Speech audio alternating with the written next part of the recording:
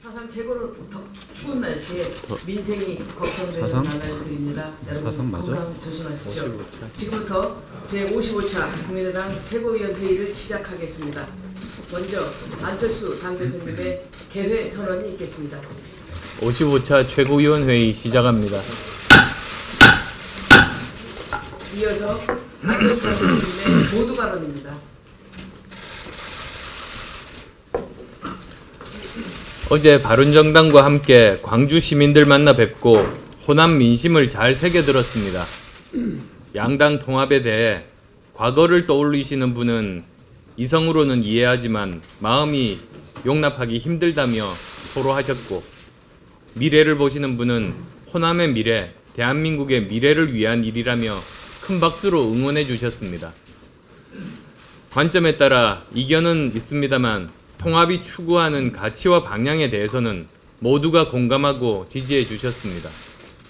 그러면서 보수 진보고 호남 영남이고 지긋지긋하니 그만 싸우고 제발 민생 좀 제대로 챙겨라는 데는 한 목소리를 내셨습니다.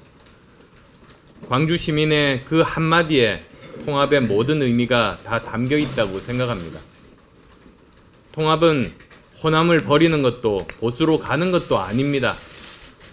과거 민주화 산업화를 넘어 이제는 대한민국 정치가 호남 진보, 영남 보수의 극단적인 대립과 갈등이 아니라 나라 지키고 먹고 사는 민생 돌보는 정치 본연의 일을 하자는 것입니다. 힘있고 돈 있는 사람들만 해왔던 기득권 정치 시대 끝내고 이제 서민과 중산층을 위한 국민 정치 시대를 만들고자 하는 것입니다. 통합은 호남의 뿌리를 튼튼히 하면서 광주 정신이 지켜낸 민주주의를 전국으로 더 넓게 확산하는 길입니다. 호남 정신을 계승하는 통합, 호남의 새로운 미래를 여는 통합을 이끌겠습니다. 다시 한번 한국 정치의 새롭고 담대한 도전과 광주에서의 첫 출발을 반갑게 맞아주셨던 광주 시민 여러분께 감사드립니다. 또한 어제 광주에서 민생 현안 간담회를 열어서 현장의 목소리를 들었습니다. 한국외식업 중앙회, 중소기업 중앙회, 소상공인 연합회, 그리고 청년 창업가들이 많이 참석해 주셨습니다. 예외 없이 최저임금 쇼크를 말씀하셨습니다. 광주의 식당, 가게뿐만 아니라 섬유, 방직 등 노동집약 산업들은 그야말로 직격탄을 맞았습니다. 가게나 공장의 문을 언제 닫아야 할지 고민하고 계십니다. 기업, 노동자 모두의 고통이 하루가 다르게 악화하고 있지만 청와대는 오직 소득주도 성장론만 사수하겠다는 일념으로 여론의 비판과 대안 제시는 거들떠보지 않는 채 목리를 부리고 있습니다. 한국은행도 최저임금 쇼크로 올해 고용이 2만 명 줄어들 것으로 봤습니다. 문재인 정부가 지금 당장 해야 할 일은 최저임금 인상 속도 재조정의 결단을 내리고 상여금, 숙식비, 최저임금 산입 범위 포함 등 제도 개선에 나서는 것임을 명심하기 바랍니다. 전남 지역 겨울 가뭄이 심각한 수준입니다. 전남 곳곳에 저수지가 바닥을 드러내면서 농민들의 마음도 쩍쩍 갈라지고 있습니다. 더욱이 가뭄이 길어지면서 보길도 등 섬 지역에서는 제한급수가 시행이 돼서 주민들이 겪는 불편 또한 말이 아닌 상황입니다. 더 큰 걱정은 이대로 가다가는 봄농사마저 차질이 우려된다는 것입니다. 정부는 특별교부세 집행 등 긴급 지원과 함께 봄철 영농기까지 안정적인 농업용수 공급이 이루어질 수 있도록 저수지 물 채우기를 비롯한 모든 방법을 총동원해 주시기 바랍니다. 이와 함께 농업 현안에 대해서 몇 가지 입장 말씀드리겠습니다. 첫째로 올해 쌀 목표 가격에 있어서 물가 인상률을 반영하되 쌀 수급을 고려해 적정 가격을 설정해야 합니다. 둘째, 현재 진행 중인 한미 FTA 개정 협상과 관련해서 미국의 농축산물 시장 추가 개방 요구에 대해 입장을 분명하게 해야 합니다. 셋째, 농업의 공익적 가치를 헌법에 반영해야 합니다. 농업은 삶의 기반이자 식량 주권은 제가 거듭 말씀드렸습니다만 미래 안보입니다. 그런데 문재인 정부에서도 올해 농업 예산이 국가 전체 예산의 3%에 그쳐서 농민들의 분노를 샀던 바 있습니다. 결국 국민의당이 국회에서 5천여억 원에 이르는 농업 예산을 증액해냈습니다. 더 이상 농업 홀대론이 있어서는 안 됩니다. 국민의당은 전국 농어민위원장 김종회 의원을 중심으로 정부의 농업 정책을 철저히 비판하고 견제하며 대안을 제시해 오고 있습니다. 농어촌 특별위원회 설치법과 농업회의소 설립 법안에 대해 적극적인 검토를 거쳐서 중앙정부 중심이 아닌 농어민, 지방정부가 함께하는 농정을 만드는 데 앞장서겠습니다. 마지막으로 평창올림픽에 대해서 한 말씀 드리고자 합니다. 평창올림픽 참 말도 많고 논란이 끊이지를 않습니다. 지난 20일 남북 단일팀 구성 방식이 합의 발표됐을 때 많은 국민들께서 의아해한 게 사실입니다. 여자 아이스하키 단일팀을 우격다짐하듯이 만든 것도 이상한데 한두 명도 아니고 12명을 엔트리에 밀어넣고 경기마다 3명을 출전시킨다는데 합의를 해주면 그동안 편의점 알바하면서 훈련해온 그 선수들은 뭐가 되는 겁니까?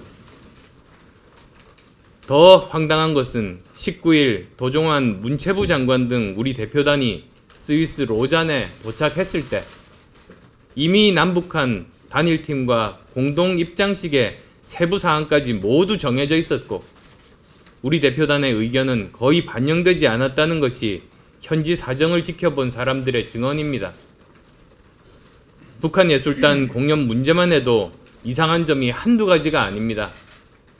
예술단 파견하면 우리 측이 제공한 장소에서 우리 측이 정돈한 시간에 공연을 하면 그뿐이지 이번처럼 북측 대표단장이 모든 것을 정하고 선택한 적이 과연 있는지 묻지 않을 수 없습니다. 북한이 평창에 오는 것은 환영할 일입니다. 하지만 꼬리가 몸통을 흔들게 해서는 안 됩니다. 제발 정신 차리라고 말씀드리고 싶습니다. 문재인 대통령은 규제개혁 토론회에서 규제체계 전면 전환을 말씀하셨습니다. 문재인 정부가 규제개혁 의지를 드러내기까지 무려 8개월이라는 세월이 걸린 것입니다. 그렇지만 만시지탄이지만은 그래도 다행으로 생각합니다. 규제는 낱마처럼 얽혀있고 몇 가지만을 푼다고 해결할 수 있는 것이 아니며 대통령의 말 한마디로 해결되는 것은 더더욱 아닙니다. 문재인 대통령의 규제개혁 의지가 구호에만 그치지 않으려면 정부 여당을 포함해 청와대의 전면적인 인식 전환과 함께 국정 운영 방식이 바뀌어야 합니다. 역대 정부마다 정권 초기에 의욕적으로 추진했던 핵심 과제였지만 모두 실패하지 않았습니까? 무엇보다 문재인 정부 규제 중의 규제는 모든 것을 청와대 주도로 해결하겠다는 만기칠람식 그 자체입니다. 청와대는 규제개혁의 우선순위와 완급 등 규제의 전모와 실상을 전혀 알 수 없기 때문에 결국은 부처에 끌려다닐 수밖에 없게 돼 있습니다. 그래서 역대 정부의 규제개혁은 다 실패로 끝났던 것입니다. 문재인 정부는 규제개혁을 말하기 전에 만기칠람의 청와대부터 제자리로 돌려놓은 후 정부 부처와 장관들에게 권한과 재량부터 부여하고 그 책임을 묻는 것이 되어야 합니다. 또한 민주당은 문제가 되는 독소조항을 제외해서라도 규제 불이전법과 서비스 산업 발전 기본법부터 통과시키는데 협조해야 할 것입니다. 법원 추가조사위원회 조사 결과는 충격 그 자체입니다. 양승태 대법원장 시절 법원 행정처가 원세훈 전 국정원장의 재판 동향을 청와대 민정수석실에 보고했다는 사실이 밝혀지고 있습니다. 우병우 전 민정수석의 요구대로 대법원 전원합의체 회부되었고 역시 청와대의 희망대로 2심 판결이 파기된 것도 충격입니다.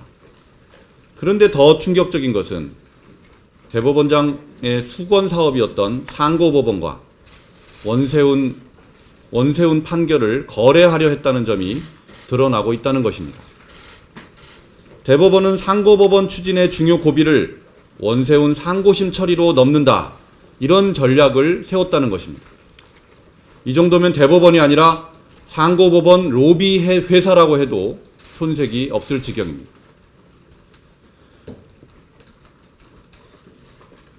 국가 시스템의 최후의 보루인 대법원이 판결을 가지고 사법 정책과 거래를 시도하려 했다는 것, 그 자체로 절대로 용납할 수 없는 범죄 행위입니다.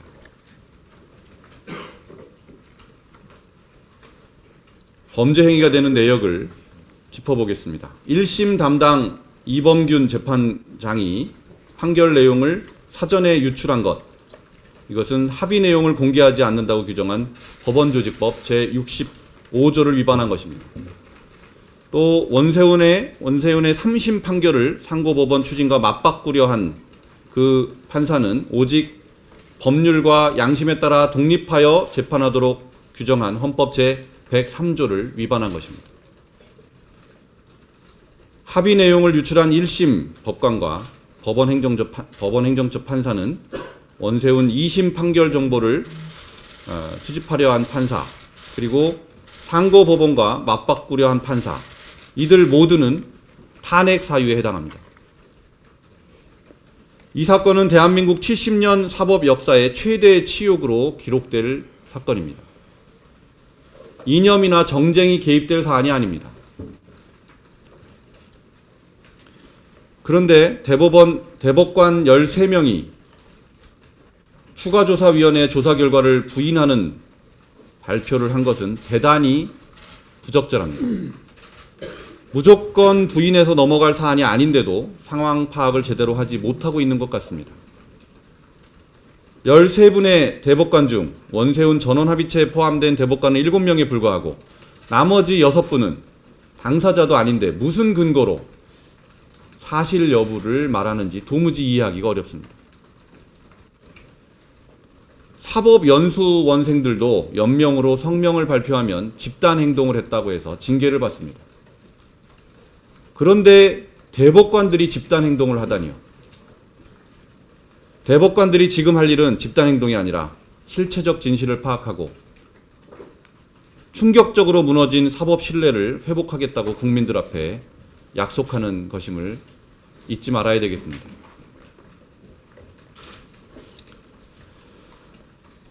전국의 지방의회 의원들이 퇴임을 불과 5개월 앞둔 이 시점에 앞다투어 해외 연수를 떠나고 있습니다. 4년 전의 예를 보면 지방선거가 끝난 다음까지도 낙선자들을 포함한 해외 탐방 외유가 줄을 이을 것으로 예상됩니다. 1월 들어서 서울에서만 서대문구와 동작구 의회 의원들이 외유를 이미 떠났습니다. 이 두 개의 지방의회 의장은 모두 더불어민주당 소속입니다. 이 기초의원들은 자기들도 모자라서 의회 직원들까지 대동시켜서 심부름꾼 노릇을 시키고 있는데 이것도 4년 전과 똑같은 풍경입니다. 이들의 해외여행에는 의원 1인당 1,000만 원 꼴의 큰 돈을 쓰고 있습니다. 임기 말의 지방의원들이 임기 말 지방의원들의 해외 탐방이 의정활동과 어떤 연관이 있는지 도무지 이해하기 어렵습니다. 6월이면 새로 선출된 지방의원들이 써야 될 해외 연수비를 임기 말년의 의원들이 펑펑 쓰고 있는 건 아닌지 의심스럽습니다. 신입생이 쓸 예산을 졸업생이 다 써버리는 꼴입니다. 국민 혈세를 마구 퍼쓰는 것처럼 나쁜 적폐는 없습니다. 더불어민주당은 민주당 소속 구의회 의장들이 혈세 낭비 행태에 앞장서는 것에 대해 분명한 입장을 밝힐 것을 요구합니다. 입만 열면 적폐 청산을 떠드는 민주당이 정작 자기 속의 적폐에는 눈을 감지 않기를 바랍니다. 최근 아이스하키 단일팀 관련한 문제가 청년 세대들에게 큰 실망감을 안겨주었습니다. 스포츠를 정치로 활용한 것도 문제이지만 무엇보다 무조건식으로 따라오라는 식의 일방적 진행은 옳지 않습니다. 많은 젊은 세대들이 공정하지 못하고 정의롭지 못한 정부의 추진 방식에 분노가 극에 달하고 있습니다. 지난 수년간 올림픽만을 바라보며 피땀 흘려 고생했을 선수들을 보면 참으로 안타깝고 선수들이 정치 희생양이 된 것 같아 마음이 아픕니다. 문재인 정부는 촛불 시위로 탄생했으며 촛불 시위는 상식에 어긋난 불공정으로 인해 시작되었습니다. 높은 지지율로 인해 인기에 취해 초심을 잃은 것입니까? 현 정부는 기울어진 운동장을 바로 세우겠다는 초심과 어느 누구나 공정하게 같은 출발선에서 경쟁할 수 있다는 기대와 열망으로 탄생되었음을 잊어서는 안 될 것입니다. 어제 오늘의 일만은 아니지만 요즘 정치권의 말들이 그 위험수위를 넘어서는 상황입니다. 우리 당도 마찬가지입니다. 인격살인의 수준의 막말을 서슴지 않는 그런 상황을 보고 개탄스러움을 금할 길이 없습니다. 최근 여야 대표를 비롯한 정치인들의 막말 발언에 대해 같은 정치인이자 동료의원으로서 부끄럽고 안타까운 마음에 한 말씀 드리겠습니다. 지난 18일 신년 인사에서 자유한국당 홍준표 대표는 문 대통령을 문주인, 문재양, 문슬람이라고 표현한 댓글을 이용하여 국가 지도자에 대한 막말을 퍼부었습니다. 또한 더불어민주당 추미애 대표 역시 저희 국민의당을 향해 모합지졸이라며 국민의 의사를 대변하는 정당에 대한 원색적 비난을 쏟아내기도 하였습니다. 정치권의 이 막말이 도를 넘고 있습니다. 국민이 염원하는 협치와 소통의 새로운 정치 질서는 오간되었고 국민이 염증을 느끼는 비난과 막말이 난무하는 후퇴 정치가 계속되고 있습니다. 이것이야말로 정치권에서 청산해야 될 적폐입니다. 막말을 통해 인지도를 높여놓으면 시간이 흐르고 그것을 나중에는 국민이 잊어줄 것이라는 기대감을 갖고 있는 것은 아닌지 우려를 금할 수가 없습니다. 언어 철학자 비트겐슈타인은 이런 말을 했습니다. 내 언어의 경계는 내 의식의 경계이다라는 말을 했습니다. 막말을 일삼는 정치인들은 그들의 생각과 의식의 경계가 딱 거기까지임을 보여주는 것입니다. 폭력행위나 다름없는 막말을 해도 정치권에서 배제되거나 그 발언에 대한 책임을 묻는 경우는 거의 없어서 손해볼 것 없다고 생각하는 것 같습니다. 결국 품격 떨어지는 막말을 통한 정치인들 사이의 이전 투구는 정치에 대한 신뢰를 추락시키고 국민들의 정치 혐오를 키울 뿐입니다. 국회의원은 국민을 대신해서 정부를 견제 감시하고 합리적인 비판과 대안을 제시하며 법을 통해 민의를 반영하는 국민의 심부름꾼입니다. 비판과 견제를 넘어 상대방의 막말을 퍼부는 것이 과연 국민을 대신한 의견 제시인지 깊이 성찰해 볼 때가 아닌가 싶습니다. 무학대사가 자신을 돼지 같아 보인다며 비난한 태조 이성계에게 돼지 눈에는 돼지만 보이고 부처의 눈에는 부처만 보인다는 의미 있는 말을 남긴 바 있습니다. 사람은 자신이 인식하는 만큼 보이고 들리는 법입니다. 막말이 너무 하고 싶거든 이 고사를 깊이 떠올리시기 바랍니다. 평창올림픽을 성공적으로 개최하고 북한의 성동격서식 전략을 넘어 한반도 평화와 국민의 안녕을 위해 머리를 맞대고 끊임없이 해결책을 강구해 나아가야 할 이때 서로 비생산적 소모적 비난과 입에 담아서는 안 될 막말을 일삼으며 상처내게 급급한 국회의 모습을 보며 국민들이 과연 무슨 생각을 하겠습니까? 의도했든 안 했든 정치인들의 막말은 적폐청산을 부르짖는 정치권에서 가장 먼저 사라져야 될 적폐 중에 적폐입니다. 부디 정치인 스스로 적폐를 양산해서는 안 되는 오를 범하지 않기를 바랍니다. 세계인의 축제를 앞두고 우리의 정치권이 품격 있는 말과 행동으로 선진국 수준에 맞는 정치 문화를 창조해 나가는 계기가 되기를 제안드립니다. 경제검찰로 불리는 공정거래위원회가 부위원장 및 상임위원에 대한 인사를 단행했습니다. 이 과정에서 임기가 보장된 2명의 상임위원은 본인의 의사와 무관하게 교체되었습니다. 공정거래법은 상임위원에게 임기 3년을 법적으로 보장하고 있습니다. 엄격한 신분 보장은 시장경제의 파수꾼 역할을 제대로 하기 위해서 권력이나 언론 등으로부터 엄격한 독립성을 유지하는 것이 필요하기 때문입니다. 과거 정권에서 정권 교체 후에 입맛에 맞는 인사를 임명하기 위해서 임기가 보장된 인사를 내보내고 교체하는 과정에서 민주당이 문제 삼고 비판했던 기억이 납니다. 특히 이 정부의 핵심 인사인 장하성 정책실장과 김상조 공정거래위원장이 과거 시민단체 시절에 공정위의 상임위원에 대한 신분보장을 누구보다도 강조했던 사람이라는 점입니다. 2014년 경제개혁연구소 2분이 지도자였습니다. 당시 발표한 자료에는 공정위 위원장과 상임위원장들의 독립성을 강조하고 정권이나 국정 목표에 종속되지 말 것을 주문하고 있습니다. 보수 정권 시절에 공정위 인사를 비판하던 사람들이 이제는 정권을 잡자 언제 그랬냐는 듯이 과거 정권의 잘못된 관행을 계속한다면 이것이야말로 내로남불 또는 새로운 적폐가 아니겠습니까? 인사권자들의 각성을 촉구합니다. KBS 사장 임명과 관련된 방송법 개정에 대해서 한 말씀 드리겠습니다. 어제 KBS 사장 해임 제청안이 문재인 대통령에 의해서 제거되었습니다. 이제 KBS의 새로운 사장을 임명해야 됩니다. 방송의 공정성을 제대로 담보할 인사가 꼭 필요한 시점입니다. 신임 사장을 임명하기에 앞서 지배구조에 관한 방송법을 개정한다면 공정한 방송을 담보하는 데 크게 도움이 될 것으로 생각됩니다. 특히 국회에 제출된 방송법 개정안은 민주당이 과거 야당 시절에 발의한 법안입니다. 약 1년 전인 2017년 1월 10일 더불어민주당은 개혁입법 추진단이라고 발족하고 중점 추진할 주요 개혁법안 21개를 선정해서 발표했습니다.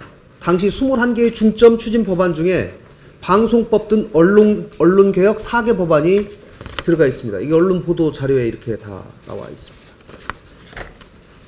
여야가 바뀌었다고 이제는 태도를 바꾸어서 방송법에 대해서 미온적인 태도를 보이는 것은 대단히 비겁한 자세입니다. 또 다른 방송 장악 의도가 있는 것으로 오해를 받을 가능성도 다분합니다. 촛불 민심은 공정한 방송을 담보해낼 수 있는 방송 지배구조를 원하고 있습니다. 정부 여당이 새겨듣고 조속한 방송법 개정에 협조할 것을 촉구합니다. 이상입니다. 지금부터 회의를 비공개로 전환하겠습니다. 언론 여러분 고맙습니다.